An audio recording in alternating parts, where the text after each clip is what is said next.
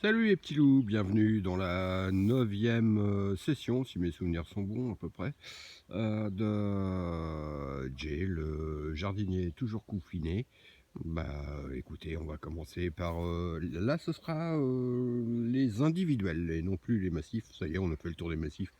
On verra pour le reste par la suite. Là, les individuels. Donc le puits sans fond qui abrite des arômes. Arôme, c'est gouet en français. Pourquoi gouet, j'en sais rien.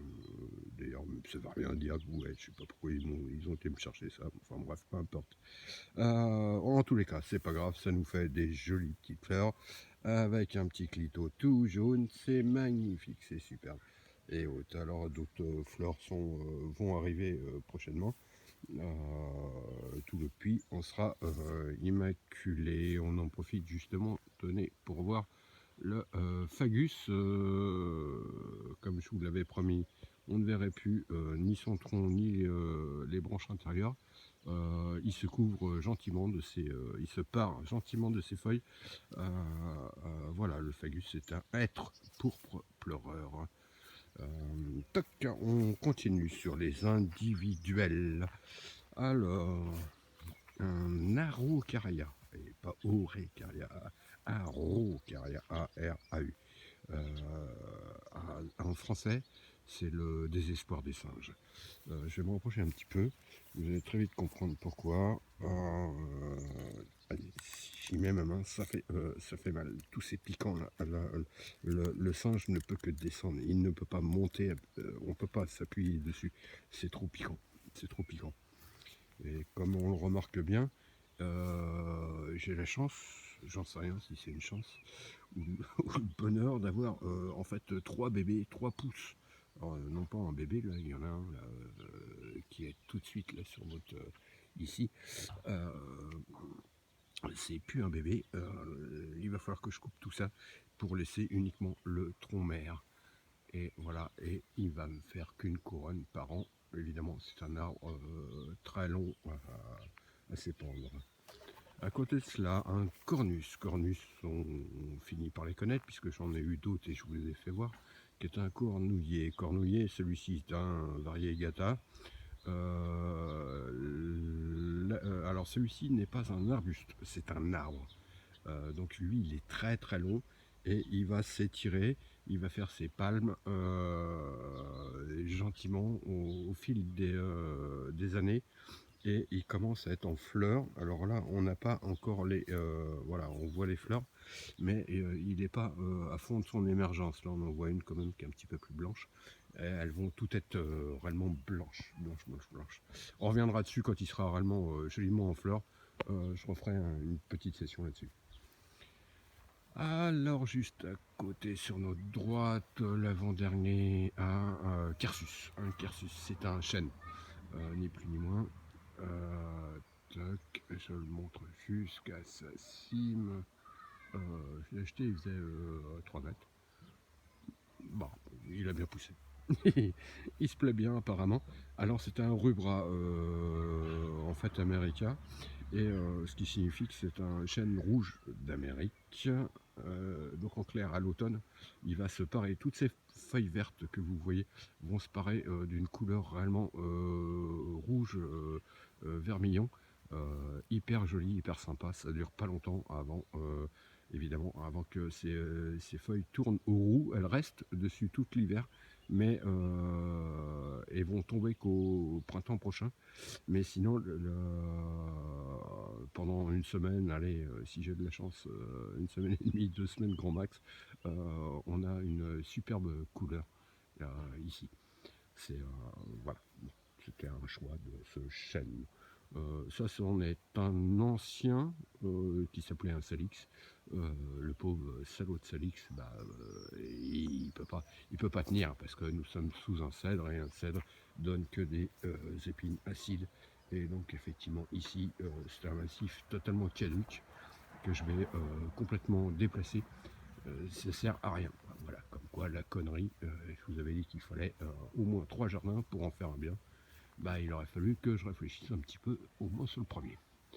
Euh, Derrière, Alors, on m'a demandé de faire une vidéo plus dans ce sens-là. Cet ami se reconnaîtra. Pour l'instant, nous sommes que deux, justement, nous deux qui allons visionner. Enfin bref, celui-ci c'est le cèdre. Le cèdre, la maison a en clair depuis 63, 37, 57 ans, pratiquement 60 ans d'existence. Donc ce cèdre a à peu près 60 ans d'existence. C'est le premier arbre qu'avaient planté les anciens propriétaires. Qui sont hélas décédés depuis, mais dont la mamie m'avait donné cette information. Voilà. Alors un cèdre originaire des montagnes de l'Atlas. Celui-ci vient pas du tout du Liban, mais enfin bon, des régions sèches. Hormis le fait que rien ne puisse pousser, on le voit bien, même l'herbe, c'est pas de la poudre, c'est de l'herbe, même l'herbe autour ne peut pas tenir, c'est tellement les épines et le reste sont acides. Donc là, il va avoir le droit à une petite tonte dans pas longtemps, puisque j'en suis arrivé à lui avant de m'occuper de terminer sur le japonais que vous verrez tout à l'heure. Je vais revenir sur ce qui est légèrement en fleurs. Ça, c'était lors de la première vidéo. Je vous avais parlé du robignal. Vous voyez, il commence à partir en feuilles avant que lui aussi cache réellement le tronc et toutes ses branches. Mais là, c'est la première année qu'il me fait autant de fleurs. Donc fleurs d'acacia, puisque ce robinia est un faux acacia, sans épines. Et là, vous voyez toutes les fleurs blanches qu'il est en train de me faire, qui sont assez jolies en grappe, style grappe de raisin. Je vais vous faire voir d'autres choses qui sont parties aussi encore en fleurs. On avait parlé toujours lors de cette première vidéo d'une Euchera. Et là, voilà, il part en fleurs. Donc c'est les petites panicules à fleurs blanches. Ça va pas durer longtemps, mais bon, autant en profiter, c'est le moment. Allez, un petit clin d'œil quand même à notre rhododendron. Il y a un abruti qui avait chanté une chanson, je sais plus laquelle. J'aime pas les rhododendrons. Ouais, j'ai bien fait de faire hôtellerie quand même. Encore quelques petites fleurs subsistance du choisia, de l'orangine du Mexique. Et vous voyez, hein, c'est un pot pourri que j'ai fait. Moi aussi, c'est un pot pourri. Ah bah tiens, voilà mon champion. Super. Ouais, qu'est-ce que tu veux me faire, toi? Tu as trouvé ta balle. C'est super, c'est magnifique. Ça fait 5-6 jours que je l'ai pratiqué, que je l'ai faite. Bah écoutez, hein, tout le monde tient grâce à l'eau, tout simplement, tel un vase. Une autre chose que je voulais vous faire voir, le végélia, j'en avais déjà parlé, et ben là il part en fleurs, on le voit, c'est superbe, hein, c'est magnifique, c'est des jolies petites fleurs. Quand l'arbuste est réellement composé de toutes ses feuilles et autres, et qu'on voit que ces petites fleurs, c'est superbe. On le verra par la suite s'il me fait réellement les feuilles qui vont bien, parce qu'il a eu un petit peu mal aux dents avec la sécheresse, mais je suis en train de récupérer de l'eau, donc tout va bien. Dans la famille des fleurs, le mahonia, je vous en avais parlé aussi lors de la deuxième ou troisième session.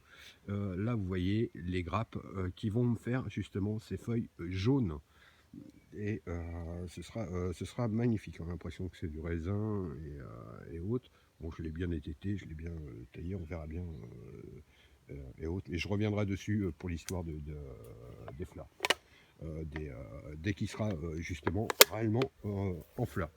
Bah écoutez, ce que l'on va faire, c'est que on va faire comme d'habitude. Déjà, rester à couvert. Et surtout, sus au Covid-91. Et n'oubliez pas, moi la Corona, bah je la bois. Allez, bise.